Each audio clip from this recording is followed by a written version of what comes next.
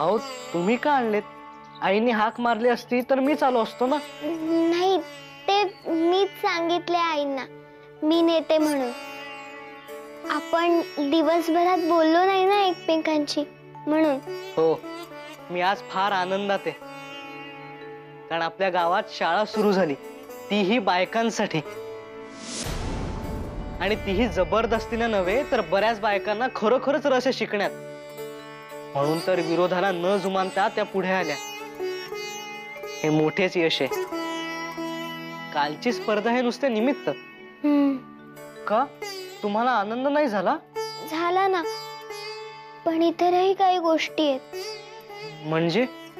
तुम्ही रागावू नका, पण काही गोष्टींचा विचार करून मी शिकायचे नाही असे ठरविले आहे. काय? अहो असे विपरीत काय बोलताय? गावातले आणखीन काही लोक या गोष्टीने अस्वस्थ आहेत. बापूंनी तर खूप वाईट शब्द वापरले. अहो ते तर होणारच, पण तुम्ही का दडपण घेताय? चांगली गोष्ट एका दिवसात घडत नाही. चांगली गोष्ट घडताना नेहमी अडचणी येतात, विरोध होतो, पण तीच तर परीक्षा असते ना. आपण घाबरायचे नाही. हे सगळे मला पटते, तरीही मला शिकायचे नाही. कारण माझा तुमच्यावर विश्वास आहे. माझ्या सासूवर विश्वास आहे.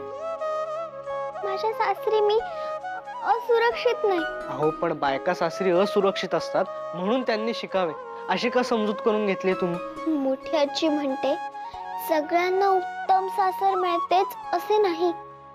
कित्येक बायकांना चांगले मार्गदर्शनही मिळत नाही. पण माझ्या नशिबाने मला चांगली माणसे लाभली. बापू, आप्पा ही सुद्धा माझीच माणसे आहेत ना. बापू रागीट असले तरी त्यांनी आमचा सांभाळ केलाय, हे मी विसरू शकत नाही ना. आमची आई गेली, त्यांनी आमचा आणि नानांचा विचार करून नानांचे दुसरे लग्न लावले. यात त्यांचा काही स्वार्थ नव्हता. त्यांची वागण्याची पद्धत चुकीची आहे, लोकांना न पटणारी आहे. आमच्या बापूंनी आमच्यावर माया केली, तुमच्या आप्पांनी तुमच्यावर माया केली. आपल्याला त्यांची मते पटत नाहीत म्हणून ती माणसे वाईट असे का समजावे? मला क्षमा करा, पण असे खूप विचार माझ्या सतत मनात येत राहतात. मी माझ्या आईला गमावले, आता मला माझ्या कुठल्याच माणसाला गमवायचे नाही. यात मला तुमची सोबत हवी आहे. ठीक आहे, मी माझे मत तुमच्यावर लादणार नाही, पण तुम्ही चुकीच्या दिशेने विचार करता. ज्या दिवशी ते पटेल आणि मूळ रस्त्यावर यावंसे वाटेल त्या दिवशी मी तुमच्या बरोबर उभा असेल, एवढे लक्षात ठेवा.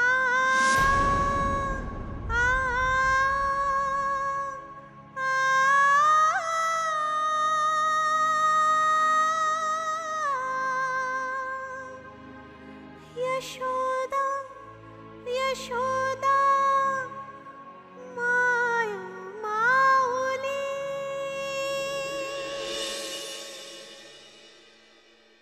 आत्तापासून चूल बंद, स्वयंपाक होणार नाही या घरात. बापू, आईने सांगितले की बापूंचा होकार नाही तर घरात स्वयंपाक नाही. अरे घरात स्वयंपाक नाही तर बायकाही उपाशी राहणार नाहीत का? नाही, त्या सगळ्यांनी तुम्हाला आवडत नाही ती रताळ्याची खीर करून खाल्ली.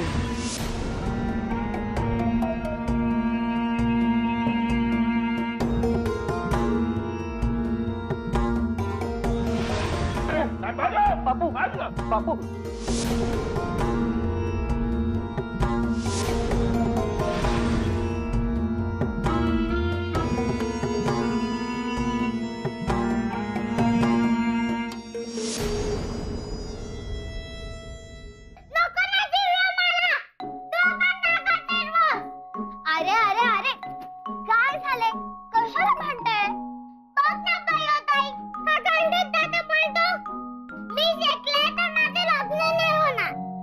मी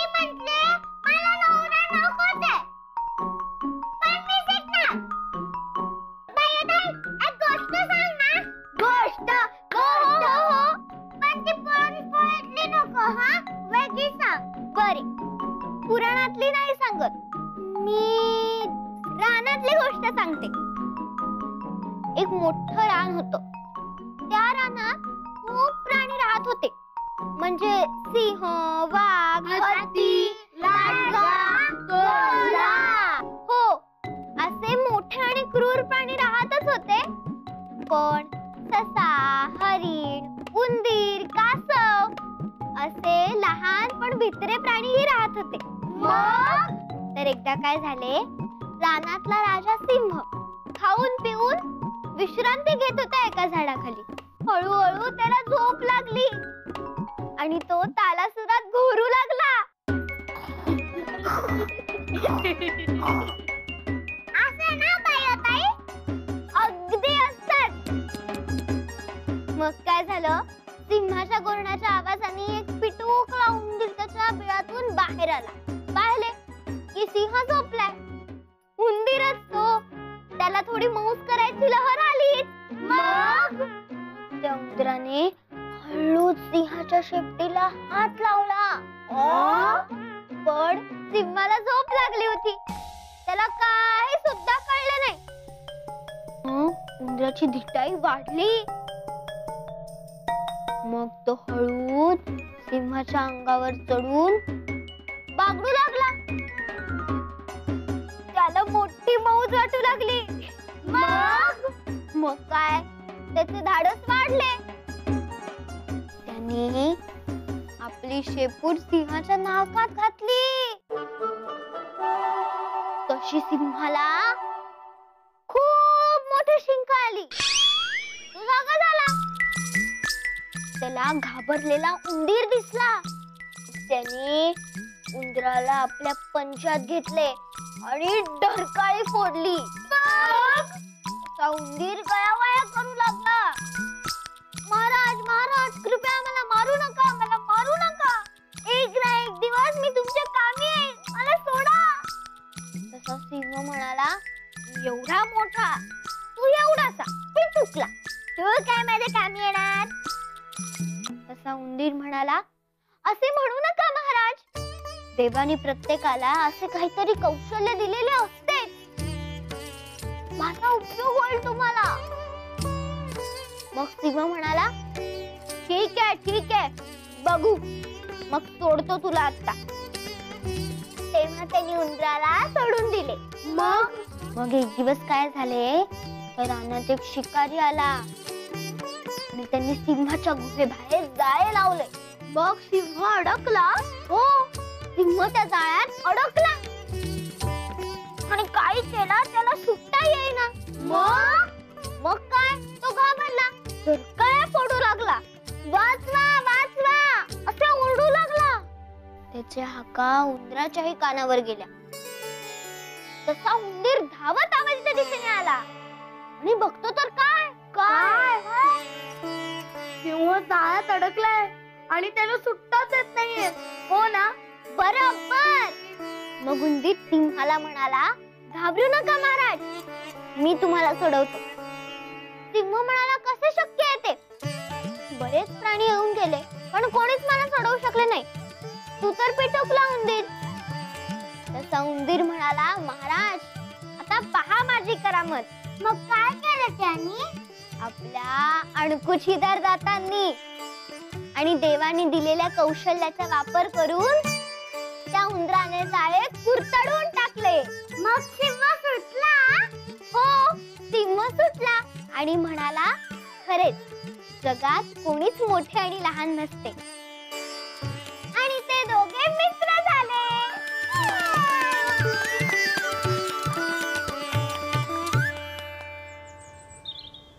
आले आले आले आले आले आले आले कोण आले? आले आले आले. बसा खाली. लगेच उभ्या राहिल्या. कोणी आलेले नाही. अगो बाई, हा, मला लिहिता यायला लागले. वाच बघ. नुसतीच बघतेस काय डोळे फाडून? अगो वाच तरी. नाही कळते. अरे देवा, आयुष्यभर नुसती चूलच फुंकत राहा. सुलोचने, तू वाच. मी सासूबाई, मी तरी कुठे सुरुवात केलीये? तुम्हीच वाचून दाखवा ना, काय लिहिले?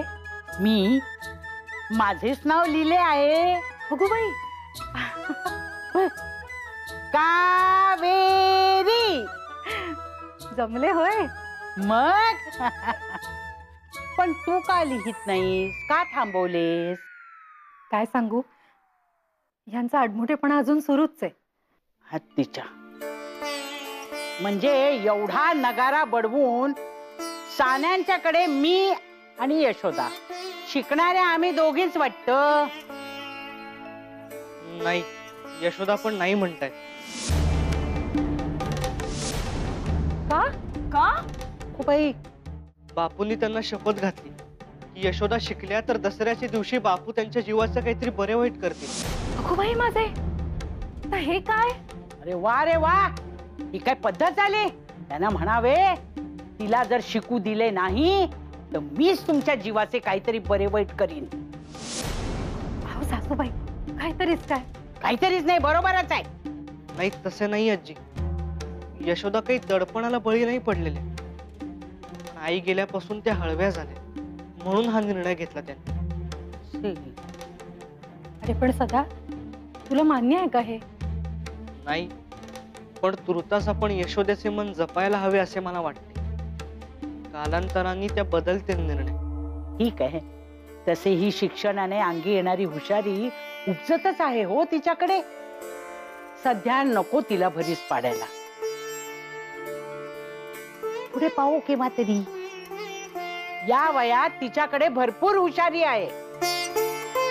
माणसांची पारख सुद्धा आहे आणि त्यांना समजून घेण्याची हातोटी सुद्धा आहे, जी मोठमोठ्या प्रकांड पंडितांच्याकडे सुद्धा नसते. तिला जबरदस्ती करू नका हा. पण त्या आखूड शिंग्या नारायणाला, जे तुझ्या बापाला, समजवा, शंकर सारखा वागू नको म्हणावे. सुलोचनेला शिकू दे. हो. काय हो? तर अशी मग ताई, आणखीन गोष्ट सांग ना. हो हो, सांग ना सांग ना.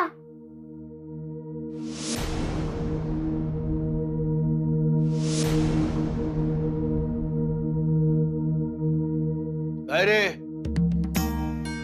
मला बघून गप्प का बसलात? बोला बोला, तुम्ही पण बोला वाकडे. पण लक्षात ठेवा, त्या रुक्मिणीच्या नादाने तुम्ही बहकलात तर हा बापू तुम्हाला कायमचा अंतरेल. दसऱ्याच्या दिवशी मी नाही नाही, असे काही नाही होणार. मुलांनो, तुम्ही जा, बाहेर खेळायला जा. हो.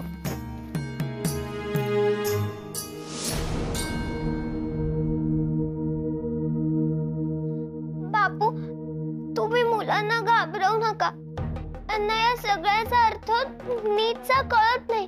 मला सुद्धा पूर्ण नाही कळलंय, पण मला एवढं माहितीये की तुम्ही माझे आजोबा आहात. घरातल्या कोणालाच मला गमवायचं नाहीये. उत्तम, पण त्यासाठी माझी एक अट पाळावी लागेल तुला. शिकणे बंद. हो, नाही मी शिकणार. ही काळ्या दगडावरची रेख. पण मुलांना आता असे काही सांगू नका बापू. लहान आहेत ती, त्यांच्या मनात कायमची भीती बसेल. मुलांच्या मनावर कायम दडपण राहिले तर ते कोमेजून जाते. मी वागणार आहे ना तुम्ही सांगताय तसे.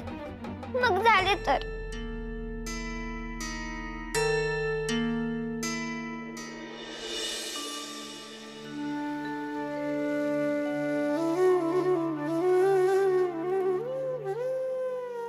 काय झाले बरं ताई? बापू का रागवले? हल्ली बापू जास्तच रागीट झाले. ते ना उपोषण करत होते, बायकांनी शिकू नये म्हणून. हो, मी पण ऐकले होते. तिथेही ते सर्वांना घाबरवतच होते. मला एक कळत नाही, सगळीकडे त्यांना सगळ्यांना घाबरवायचेच का असते? आपण असे करूया का? कसे? आजी म्हणते की शाळेत जाऊन आपण साना होतो, मग बापूंना आपण शाळेत नेले तर तेही शिकले की साने होतील, मग रागवणार नाही. म्हणणे बरोबर आहे तुझे, पण त्यांना शाळेत नेणार कोण? आणि ते तर शाळा बंद करण्याच्याच मागे आहेत. तेच ना. मग आपण जुराई देवीला त्यांचं नाव सांगूया, म्हणजे ती बघेल काय ते. चला, शाळेची वेळ झाली, बायका देवळात जमल्या असतील, तुम्ही निघा लवकर. निघा म्हणजे? नाही, मला जरा दुसरे काम आहे. तुम्ही जा बघू. पण सांगितले ना जा म्हणून. निघा लवकर तुम्ही. जा सखू.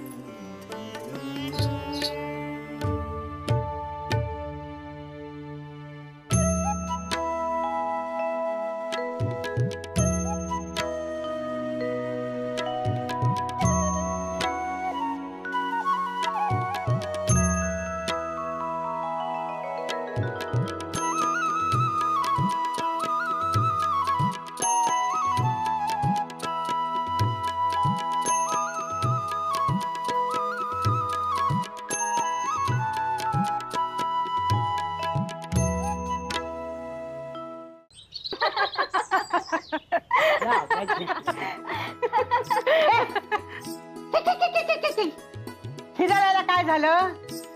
आज दसरा आहे, सणवार आहे, आज श्रीखंड करायचे आहे. होय. आहे ना लक्षात? हो. सुलोचने, शिंक्यावरचे दही काढ. बर. आणि पंचामध्ये चांगलं घोटून घे. हा, व्यवस्थित चांगलं. आणि गोदे, केशराची काडी दुधामध्ये बुडवून ठेव, घोळवून घे चांगलं. हा? आणि तू वेलची सोलून कुटून ठेव चांगली. हा. आणि हो, जायफळ उगाळूया का किसून घेऊया? किसून घेऊया. हा, हे बरे. बरं मंदा, तू चारोळ्या निवडून ठेव हो. आणि सासूबाई, मटकीची उसळ मी फोडणीला टाकू का तुम्ही टाकताय? ते सर्व मी करते.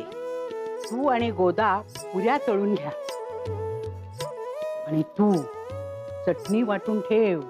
आटपा लवकर, आज स्पर्धेची दुसरी फेरी आहे.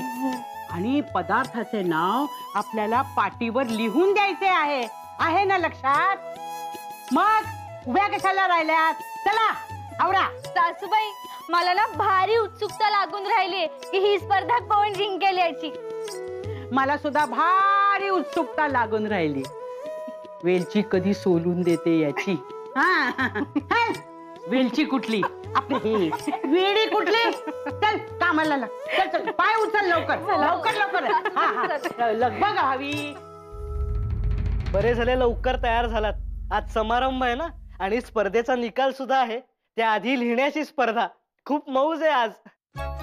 रुक्मिणी आजीच्या शिष्यास काय पराक्रम करतायत ते कळेलच. आज नक्की सीमोल्लंघन करणार बघा, त्या पताका फडकवणार. शिक्षण हे देखील अस्त्रच आहे, अज्ञान रूपी असुराचा वध करणार.